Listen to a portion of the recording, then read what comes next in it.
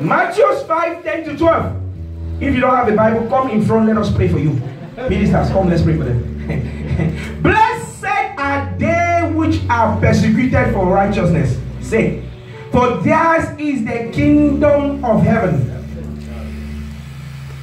Blessed are ye when men shall revile you and persecute you, and shall say all manner of evil against you falsely for my sake. The last verse, please. Verse 12. Let's read together. 3, 2, 1, go. Rejoice and be exceeding glad, for great is your reward in heaven. For so persecuted they the prophets which were before you. Hallelujah. Amen. Friends, I don't know about you, but I am so grateful to Jehovah Jireh. I'm so grateful to Jehovah Nissi. I'm so grateful to Jehovah Makadesh. I'm so grateful to Jehovah Mola, the God that goes to battles and comes out with the head of champions. I'm grateful that on my very best days like today, regardless of what I am going through, I need him more than ever before. Amen. If that is you, I'll hear amen. Amen. I love him more than ever before. Amen. I adore him more than ever before. Amen. I do not know about you, but I'm grateful to God that I am privileged to hear the gospel. Hey, people in the hospital. Some of you, you need to go to the hospital. I see you. I'm going to see people on oxygen. They are crying. Their prayer is that, oh God, may I go to church next week? Oh God, may you revive me to go to church. And then you are here, and some of you cannot see the privilege that God has given you. Hallelujah. Amen. I am grateful to God that I have to be in his house in a time such as this. That's why David was so anointed and was so great. He said, a day in the house of the Lord is like 1,000 days elsewhere.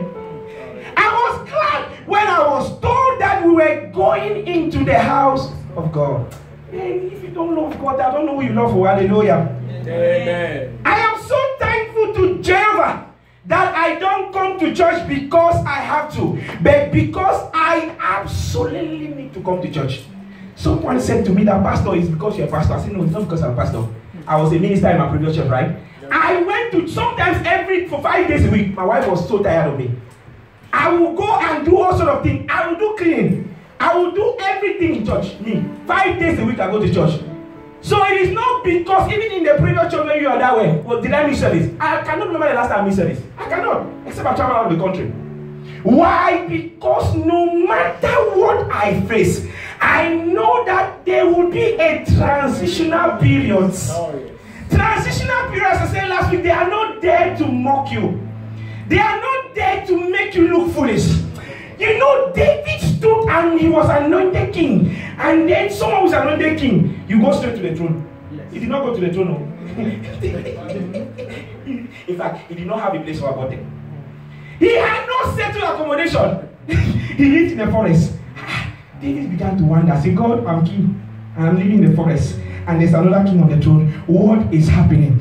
Every Jack and Jill told David, that you, Mumu, look at you, we say you are king. You're anointed king and you're in the forest. They were so mocking him. The Bible says that one man came to David and began to shoot stones at him with his leg. So David was there, he was kicking stones at David with his leg. But guess what? This is where it becomes very interesting. When it was finally time for David to be king, that same man was the first to come and celebrate David. What am I saying? I prophesy to the first 5 people who will receive that those who may have mocked you before, they will come back and celebrate you in the name of Jesus. I don't like that, amen. It looks like this service for you. After now,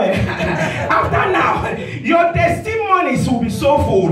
You will not know what to do. Hallelujah. That is why David said one day in his house is better than 10,000 days elsewhere. I'm here today to let you know that the God we serve is able to do exceedingly abundantly, more than what your mind can ever comprehend. Amen. Now, they said they do not give you permanent residence. You are a hating man. You say you are a man of God. Look at you. No resident. You don't have a body. No about that. Hallelujah. You guys understand? Hey! Days of wilderness, of tribulation are days that God molds you. are days that God will train you, are days that God will so prepare you to purify you for the throne. And the Bible says that they called Joseph to come and see Pharaoh. What happened? The Bible says that he had to change and he had to shave himself. He did not just go straight. So what was that preparation period to get to the throne? Today, by this encounter, God will be preparing someone here to take businesses by storm in the name of Jesus. I say tonight, how will you know? God will give you a business idea that will so enlarge you, that will so increase you, that will so promote you in the mighty name of Jesus. That is to tell you in Ephesians 3:20 that whatever weapon of warfare of the enemy of your soul that is using against you, God is saying I should tell you that He, God, created it. Does that make sense? Any weapon that the enemy is using, God created them all. Hallelujah. The Bible says that He created the heavens and the earth. I know, that's what I know. That's what Genesis says. God created every one of them. And because what God has placed in the inside of you is greater than every other thing in the world, they are weapons of warfare against your life will not prosper in the name of Jesus. Amen. Isaiah 54 verse 17 says, no weapon fashioned against you shall prosper. Therefore, what God has said about you, what has been written about you, it must come to pass in the name of Jesus. So I'm playing the pianos gradually and slowly. Hallelujah. Now appreciate Jesus because your answers are coming. Appreciate Him. Just tell Him thank you. Just tell Him thank you. Just tell Him thank you. Tell Him thank you. Is that how you thank Jesus? Thank Him and thank Him and thank Him.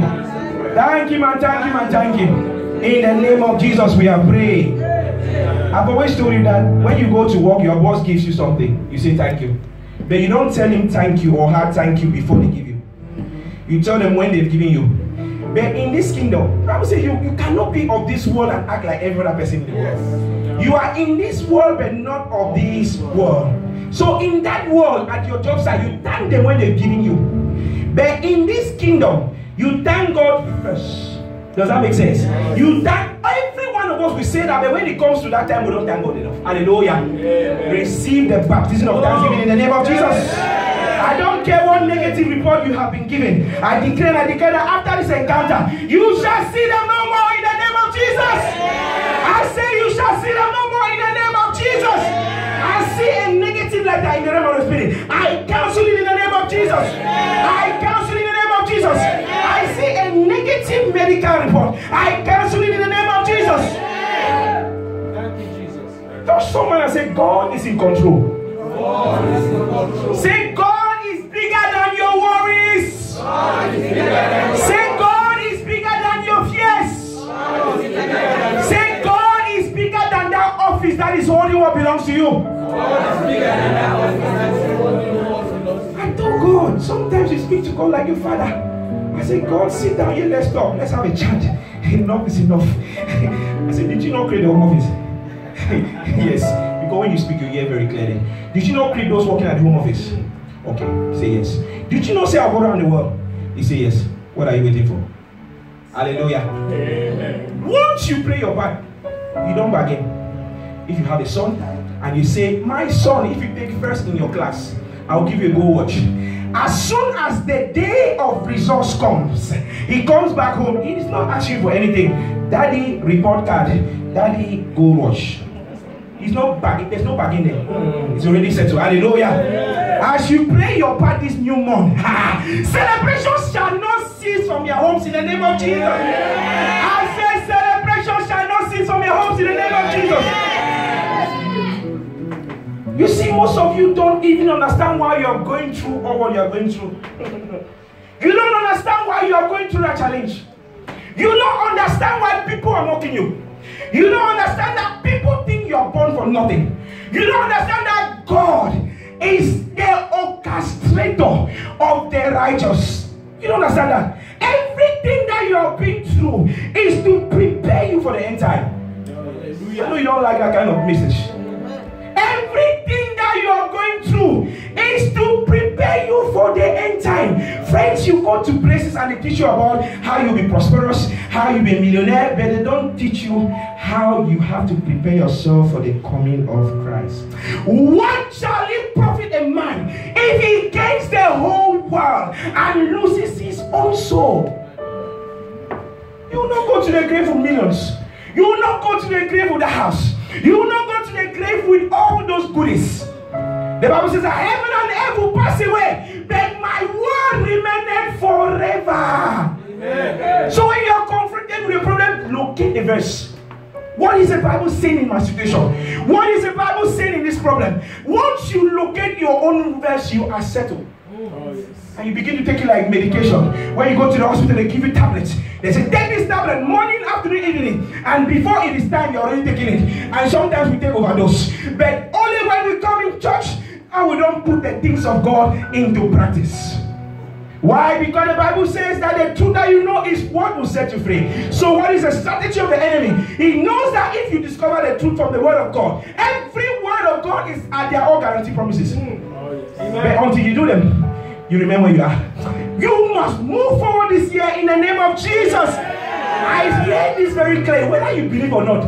This year, before the 31st of this year, I declare and I declare that long-awaited testimony, it must enter your hands in the name of Jesus. I see a migration release in the name of Jesus. So shall it be in Jesus' name. You may be seated in the presence of the Lord. You want speedy breakthroughs, but God is preparing you for the times ahead of you. That is why Romans 8:28 says that all things, not some. The last time I looked at the dictionary, it said all means all.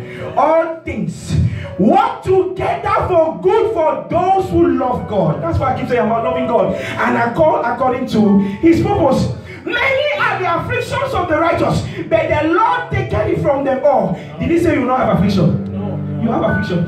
Many are the afflictions of the righteous. Who are the righteous? You and I. But God taketh it from them all. When will God take it from them? When you play your own part. Isaiah 54:15 says, surely, surely they shall gather. They will always gather, but not of him. Say, wherever they shall gather together, God is saying that I will destroy them. Hallelujah. Anyone that has gathered against your prosperity, everyone that has ganged up against your promotion, I command them to catch fire in the name of Jesus. I cause confusion in their camp in the name of Jesus. The truth remains that if you don't go through this testing now, then you won't be able to be better prepared for the evil days and the famine that is coming ahead of us. I want you to know that what you have been through is God preparing you for the end time. I've already said that. That is why you are going through that challenge. And God wants you to trust him with everything and enter into his rest. That's what he told me today. He said, tell them, enter into my rest. Say, tell them, because most of them, the yoke that they are lifting, that they are drawing, if they take upon my yoke, they will find things easy in their life. It's like a man who is riding a horse. Now, when he's carrying a load, he's struggling on his own. But when he climbs on the horse, and there's someone else, that person in front who is pulling the horse, I call him Jesus, is pulling the horse. He's just chilling at the back. He's in his time of rest. And as Jesus is pulling that horse, Jesus is perfecting everything in their life. So what am I saying today? Until sometimes you enter into your rest, nothing happens. God will allow you to exhaust all what you think. Because many of us, when we do things, we say, God will do it this way. I know that God will do it this way. I know that God will do it this way. But God is saying today that let me be God. Sir, even Jesus could not perform miracles where he was born. The Bible says he could not do much things there because of their own belief. Sir, you come to me and pray for you. I go me to sleep. Oh, what is my own? Enter into his rest. Why? Because I know I've never healed anybody. Most people are stressing. Oh God, healing. Oh God, healer. Oh God, release a miracle. Because they are thinking that they want it. They are thinking that by their stressing, it will push God to perform that miracle. No, sir. No, man. It does not work like that. God is saying that let him be God. He said, surely, surely, even if it tarries, wait for him. For he shall surely come. And when God comes, he will always come at the right time. Amen. I told you about that passport issue. If I had it before, I would have been traveling left, right, center, where he did not send me. And when you go on your own, you're on your own. Hallelujah. Amen. Nobody here shall miss the voice of God after night in the name of Jesus. Amen. I say no one here shall shall miss the voice of God after now in the mighty name of Jesus. But for you to receive the rest, you need not just to believe it, but also you need to receive it. You need to be prepared to receive it. Like I said earlier, many are in church. They believe, yes, that's right, but they are not ready to receive what God has packaged for them. Why do I say that? Because many are in church believing but are not ready to believe, to receive. Friends, we have said it again and again. Your destiny is your sole responsibility. Hallelujah. Tell your neighbor your destiny is your sole responsibility. Until you play your part, God is not committed. Until you play your part, God is not committed. Tell them that. Until you play your part, God is not committed. Isaiah 7:7 says, thou said the Lord God, it shall not stand, neither shall it come to pass. I prophesy, I do not know who has taken counsel against you and your family to bring you down, to delay the manifestation of your prophecy. I decree that it shall not stand in the name of Jesus. I say, neither shall it come to pass in the name of Jesus. August is number 8 month, and the number 8 speaks of double dimension. What does that mean? That some of you will live here to know double dimension in the name of Jesus. I did not say that. The Bible says that. The Bible says that we are in a season of double. Does that make sense? That he that believed, what happened? Double will happen to him. Double. If only you believe, I think it's John 14:12. If only you believe the things that Jesus did, you'll do them and even more. What is that? Double anointing. Receive it now in the mighty name of Jesus. Quickly, I want to share some truth in the next 15 minutes with you this morning. Briefly, that will minister to you right where you are. Today's service is very prophetic and it is tagged Covenant Day of Supernatural Debt Cancellation. Hallelujah. Amen. I keep seeing someone here. God is taking away every yoke and is giving them business. Amen. Is giving them promotion. Amen. That is what will happen for you in the mighty name of Jesus. Amen. Dethrone your enemies, chapter 1, chapter 15. Verse 1 to 10, we shall read together. I'll read verse 1, read verse 2, and we'll read verse 10 together. Quickly, 15 minutes. Dethrone your enemies, 15, chapter 15, verse 1 to 10. I read verse 10, verse 1. It says, and at the end of every 7 years, thou shalt make a release. At the end of every 7 years. This month is the 8th month. So the 7th month has passed. Hallelujah. Yeah. At the end of every 7 years, thou shalt make a release. Who shall make a release? Jehovah. And this is the manner of the release. So God is telling us what will happen. Every creditor that lended, right? That's you. Read 3, 2, 1, go. And this is, let your voices sound like thunder. And this is the manner of the release. Every creditor that lended unto his neighbor shall release it. He shall not exact it from his neighbor or his brother, because it is called the Lord's release. So this day is the day of the Lord's release. Hallelujah. All throughout this month, some of you will be getting letters, counseling debts, and restoring lives in the name of Jesus. Specifically, I tell you, from the 23rd upwards, you'll be seeing things in your life that you never thought would happen in the name of Jesus. And in verse 3, it says, of a foreigner thou mayest exact it again, but that which is thine with thy brother, thy hand shall release. Read verse 4, please. Save when there shall be no war among you, for the Lord shall greatly bless thee in the land which the Lord thy God giveth thee, for I am an inheritance to possess it. I thought you were reading that with excitement. They said the Lord will bless you. Look, the Holy Ghost is excited when he knows in his heart that you in your heart, you know that what he's saying will come to pass. Amen. Have you seen in the Bible, Jesus came for those who have faith. Say, this faith, I've never seen this kind of faith before. Did you even want to perform a miracle? No, but because of their faith, instantly, their breakthroughs were released. Hallelujah. Your faith can be dictated by the way you speak. Your faith can be dictated by the way you read scriptures. Hallelujah. So, when you speak a word from God, it is answering in the camp of your enemy. You guys don't understand. You only believe when the Bible says you shall prosper. You don't believe when the Bible says that my word shall not go forth and come back void. What are you reading? The word of God. So but it is how your heart perceives it. It is how you read it out. It is how you are frightening the enemies in your camp that brings about speedy manifestation of your blessings. Hallelujah. So when you are reading the word of God, be excited. Some of you, when you get outside, you'll be shouting, "Ay, ya, ya, lakata." Hallelujah. So when you're in church, you're reading the word of life. It's the word of eternal life. So he said to the disciples that if you continue in my word, so are you indeed my disciples. Hallelujah. Let's read verse 4. Quickly, we don't have time. I have about 10 more minutes. Only if thou, save when there shall be no poor among you, for the Lord shall greatly bless thee in the land, which the Lord that God giveth thee, for an inheritance to possess it. Verse 5. Quickly, please. Let's just read quickly. Only if thou carefully hearken unto the voice of the Lord. Stop there. Stop there. Stop there. Stop there. Stop there. Only if. Okay, someone will take verse 1 to 4 and begin to cry. God is saying. Don't ignore verse 5. Hallelujah.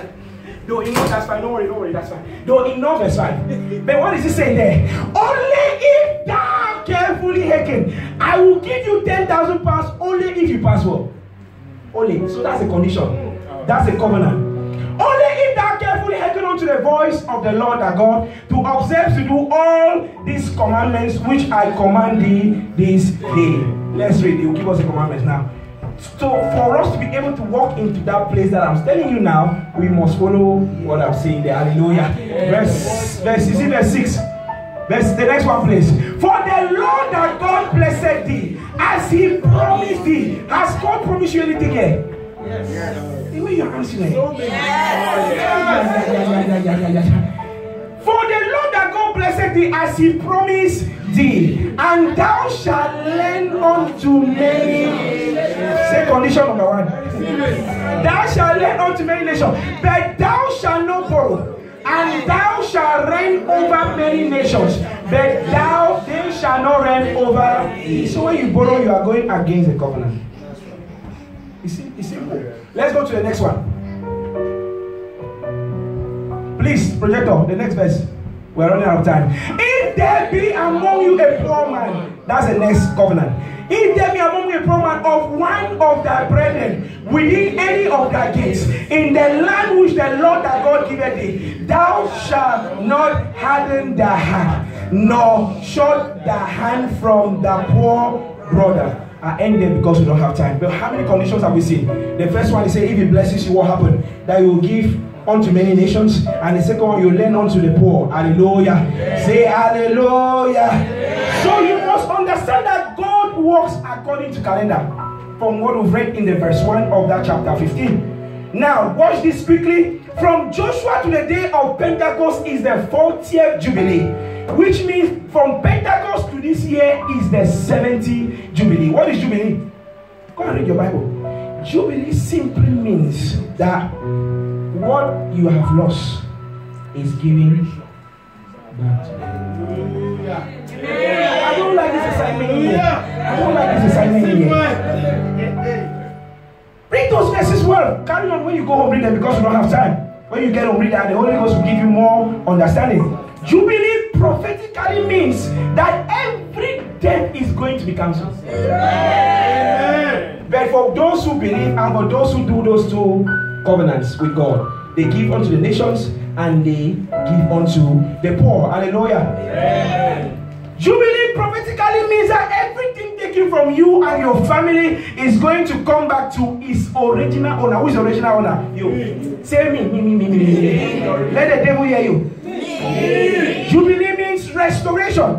So that means as we read those verses, around September 23rd, I've already told you that we'll be entering a season of release for a total restoration. If you believe that, shout hallelujah. I don't like that hallelujah. That one is from Jamaica. That one is from Accra. That one is from Akwa Ibom. That one is from India. That one is from Namibia. I prophesy therefore that the release of a long-awaited blessing, it starts from now in the name of Jesus. I say your miracle starts now in the name of Jesus. But again, you and I have a part to play, which I've already done. We must increase our warfare and give the poor, as it says in those verses. Now, what will happen as we increase our warfare and we give to the poor in faith? I wanted us to do something today, but we don't have time. We'll do it in the Holy Ghost fire night. Prophetically, it's very what the Lord told me that we should do. We need to cross a line from where we are to where God is taking us to. You see, runners, when they run, they are struggling. Sometimes they even out of breath.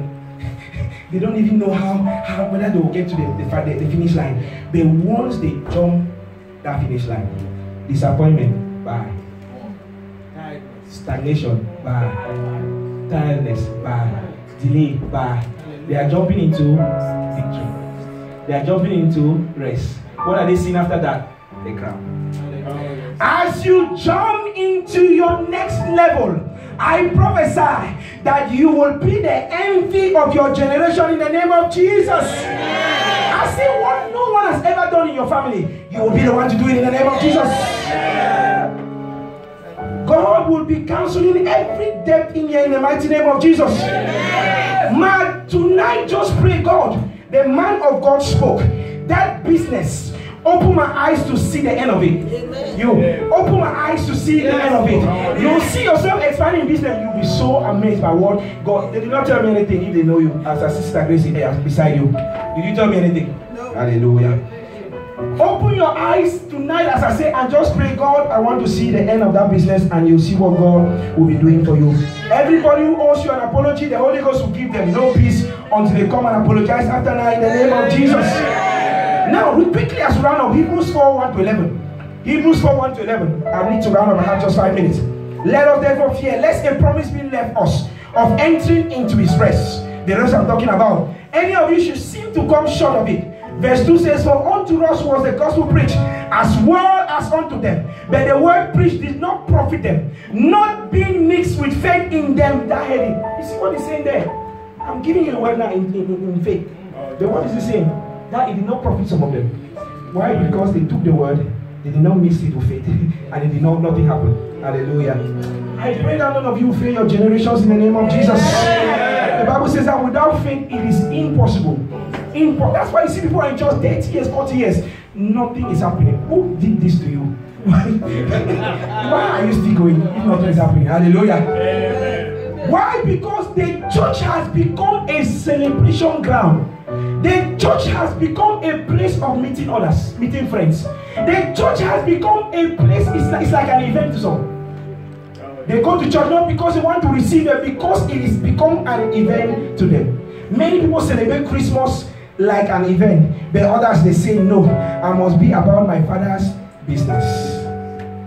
What you do is what will show up for you in the future, in your destiny. Verse 11 of Hebrews 4:11 says, if you are there, read verse 11. Let us labor therefore to enter into that rest, lest any man fall after the same example of unbelief.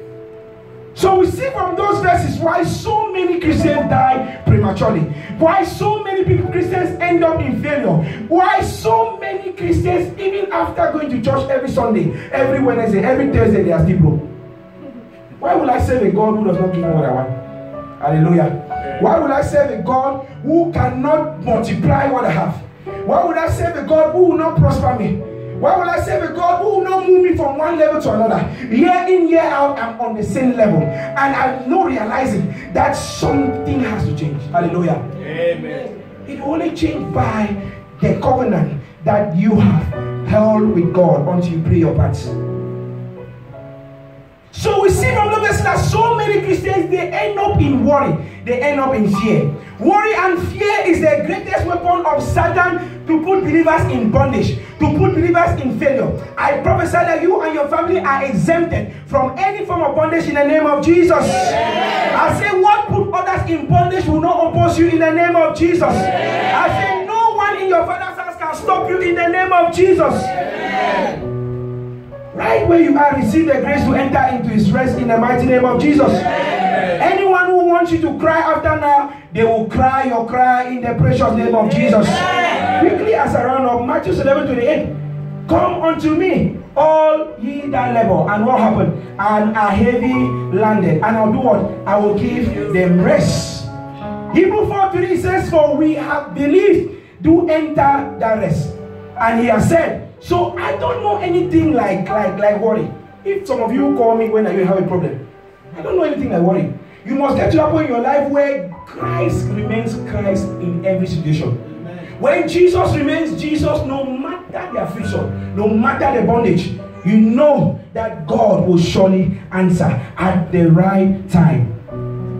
For we who have believed to enter the rest, and he has said, so I swore in my wrath, they shall not enter my rest, although the works were finished from the foundation of the world. What is he saying there? That only those who believe and act in faith will enter this rest that we are talking about. Yes. I told you once that I went home one day and my wife told me that my son is upstairs, he's got rashes all over his body. And I knew. Did I go upstairs? I've not seen them all day. I did not go upstairs, I stood downstairs. I said, those rashes are cursed in the name of Jesus. I did not see him till the next day. I was downstairs, I was so tired. I said that, I went to sleep. The next day, that is all dried up. Amen. Amen. Why? Because it is not you, and you cannot perform a miracle. You cannot perform a miracle. So when you are in the rest of God, you are absolutely burden free. You are absolutely worry free. Nothing bothers you. Does that make sense? You know and you know and you know that all you need to do is depend on the word of God and speak that word, and you go to sleep expecting to see results the next day. Hallelujah. Amen. After now, nothing will die in your hands again in the name of Jesus. Amen. I don't like that amen at all. Amen.